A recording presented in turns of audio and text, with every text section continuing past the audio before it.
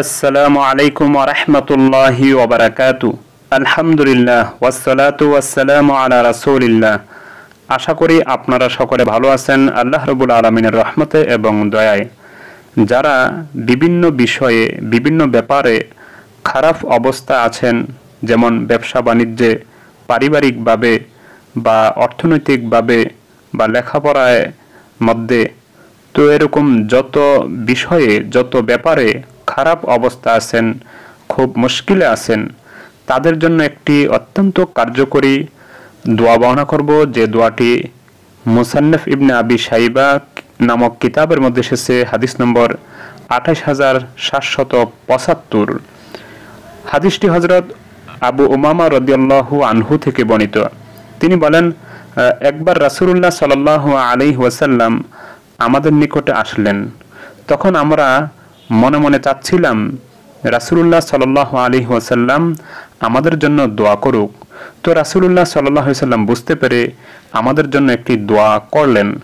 যখন তিনি দোয়া শেষ করলেন, তখন আমরা যেন আবার চাচ্ছিলাম, ইচ্ছা করছিলাম যে আরো দোয়া করুক। তো রাসূলুল্লাহ সাল্লাল্লাহু আলাইহি ওয়াসাল্লাম বুঝতে পেরে বললেন যে আমি তোমাদের জন্য সব কিছু এই দোয়াটির মধ্যে জমা করে দিয়েছি, একত্রিত করে দিয়েছি। তো সুপ্রিয় দর্শক, দোয়াটি অত্যন্ত কার্যকরী। দোয়াটি আপনারা নিয়মিত প্রতিদিন একবার হন, ইনশাল্লাহ আপনাদের সমস্যাগুলি দূর হয়ে যাবে। তবে দোয়া পড়ার সময় খুব ইয়াকিন ও বিশ্বাসের সাথে পড়বেন এবং অর্থ বুঝে পড়বেন।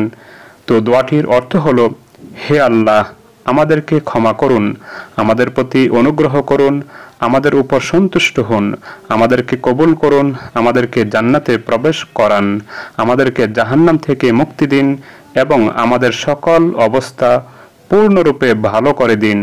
সুপ্রিয় দর্শক, দোয়াটি হলো, আল্লাহুম্মা গফির লানা ওয়ারহামনা ওয়ারদ আন্না ওয়া তাকাব্বাল মিন্না ওয়া আদখিলনাল জান্নাতা ওয়া নাজ্জিনা মিনান নার ওয়া আসলিহ লানা শানানা কুল্লাহ। আমি দোয়াটি আবার বলছি, আল্লাহুম্মা গফির লানা ওয়ারহামনা ওয়ারদ আন্না ওয়া তাকাব্বাল মিন্না ওয়া আদখিলনাল জান্নাতা ওয়া নাজ্জিনা মিনান নার ওয়া আসলিহ লানা শানানা কুল্লাহ।